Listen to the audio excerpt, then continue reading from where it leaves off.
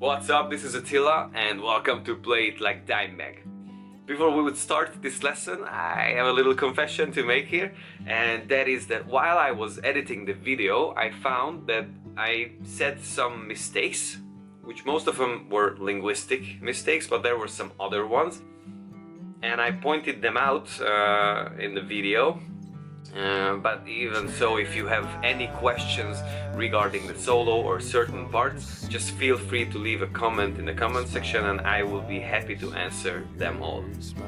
This video was one of the very first ones which I recorded, and I'm still camera shy. I'm learning this and this is not my native language, so please give me a break. I'm getting there and I hope that you will enjoy the lesson. So let's just get through with this together. Although I gave the difficulty level 6 out of 10 for this solo, it mainly refers for the technical approach. What makes it really difficult are the rhythms and the phrasing. With that being said, let's just get through with this together.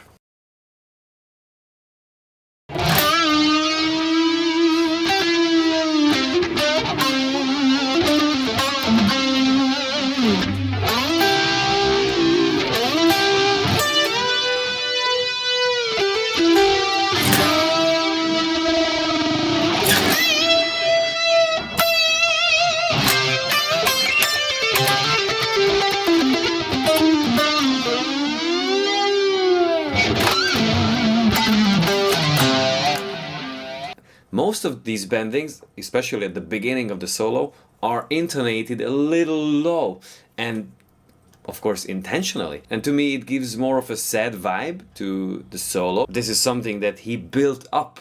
So it started intonated a little flat, and then it gets, of course, to where it's perfect, and it just opens up throughout the solo. It's quite a journey like that from start to finish. First you start with the whole note bending, and there's actually a pre-bend there. Slowly start the vibrato. For the next note you put your pinky to the 10th fret on the B string with the upstroke, and then you go back to the G string, and finding that note rhythmically is quite difficult. Play it very softly, gently at the beginning, not angle the pick too much. That also gives a different flavor to it. Just toy around with it and you'll see.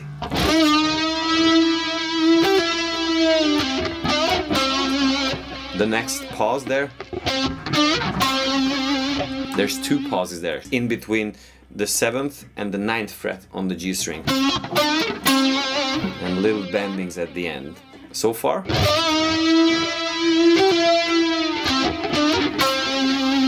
And then there's that nice bluesy lick. As Dimebag called it, the Texan bending. And then just drop it. Okay, so the next part. With the middle finger, you slide up to the 11th, and with the index finger, you are on the 10th fret of the B string. You let them ring together twice and just vibrate it very gently. And then you pick the 12th fret on the E string with your ring finger, and immediately go down to the 12th on the B string and bend it up a whole note. And start to descend that note. And then. Now this is a little tricky, because if you have a tremolo system and you start bend the 11th on the G string, which is the next step, while you're bending it, this one that you still keep ringing goes flat. By bending the string, you actually pull the tremolo system towards, so it makes it loose. So you have to go together a little bit, you just have to find. And then you go down to the 7th fret on the B string and the 9th on the G. And descend that as well. So this part together.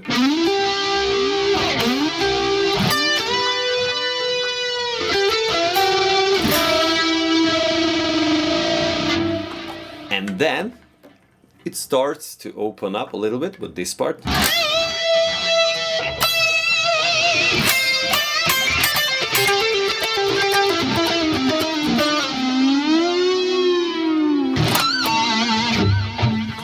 You could hear that he started to pick harder there, and that opens it up, and you just start to move somewhere. So bend it up a whole note, start to descend a little bit, and then go back.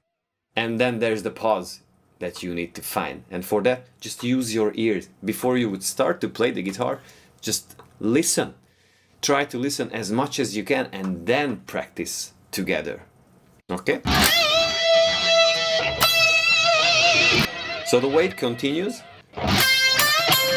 with this bluesy lick, there is also the taxon bending, of course, again, from the 12th. So you go up from the 10th to the 12th, do the taxon bending, and then the lick starts, which has a very interesting detail that I haven't really heard from other people on YouTube. And that is that the first note is actually 2 strings. It is just a minor thing, but it makes a difference. So first, and then, and then.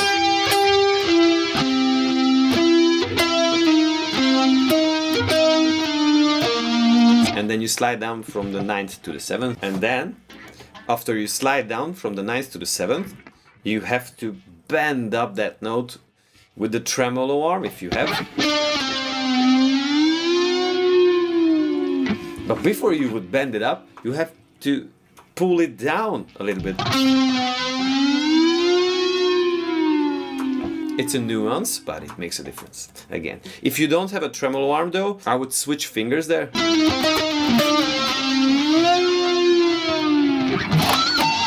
Like that. And then the pinch harmonics. Very fast, a little bending at the end. G string on the 7th fret, and then you go up to the D string 9th fret. And then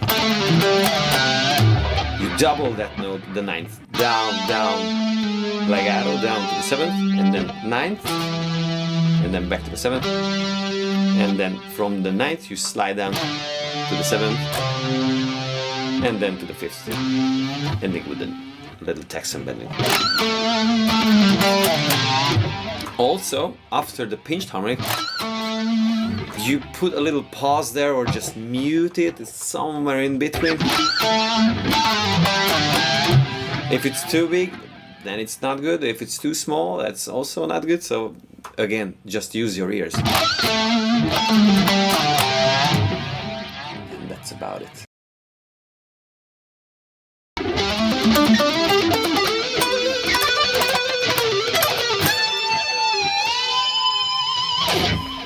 Very typical Dimebag. You start on the 12th of the A string, go up chromatically, and then up on the 12th of the D, down on the 14th of the A, 14th of the D, and then end on the 14th of the A,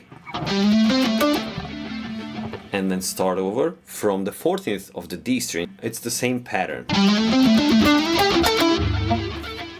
And then it gets crazy.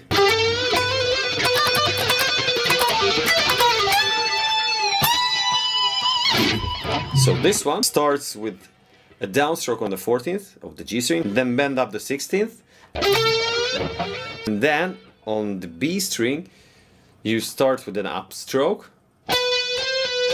Twice you do the hammer-ons from the 14th to the 15th, and then go back to the 16th on the G string, downstroke, back to the B string, 14th, and then 17th. From there, with a pull off to the 14th, twice. Back to the 16th on the G string, from the 16th on the G back to the D.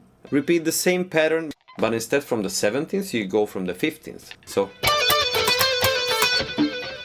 after this you go to the 17th on the G string, downstroke, and then an upstroke on the 14th of the B string, and then the walk solo part. this one. So you start with the 14th down, up on the 17th, legato, and then go to the E 14th, B 17th, pull off, and then 17th on the G, legato, and then whole note up, descend, and then another whole up. So it's 2 notes.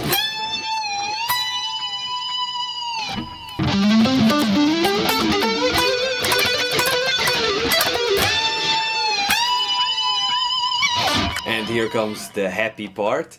So you can see that it's really well built up until this point. You start with this crazy tremolo. You just do it really fast.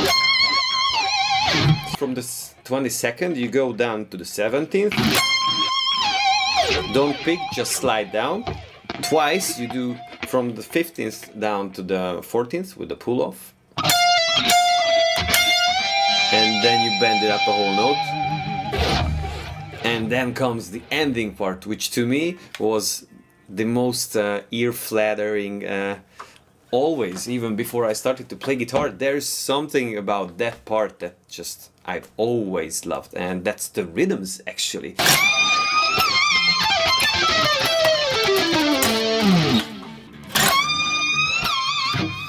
Again, you start with the whole note and you go one more note higher, so you do that, and while you release the bending, there's this little legato technique there. You start on the 19th fret of the E string, hammer on to the 22nd on the B, pull off to the 19th there, and then you downstroke on the 22nd of the E, and then an upstroke to the 19th, and then again legato, the hammer on, and pull off. Same, it's 22nd to the 19th on the B string. And now it gets a little more tricky. There's a little pause on the 22nd of the G string there, and that's really hard to catch. You start with the downstroke, let it ring a little further than the other ones, and then upstroke on the 21st, and then a pull off. And then you start with a downstroke on the 19th of the B string, and then up on the 22nd of the G, pull off to the 21st and then the 19th on the G, and then down up on the 21st and the 19th on the D string,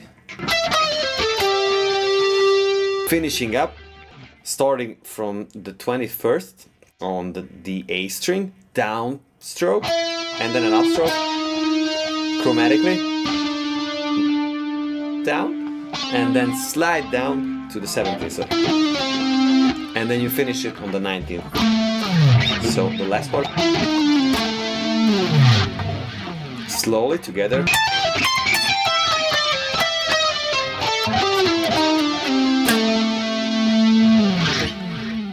And that's about it.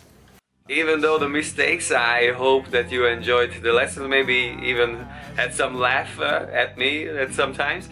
And again, if you have any questions regarding the solo, just please feel free to leave a comment in the comment section, and I will be happy to answer them all. Subscribe, hit the notification bell, and I see you next time. Be safe. Ciao.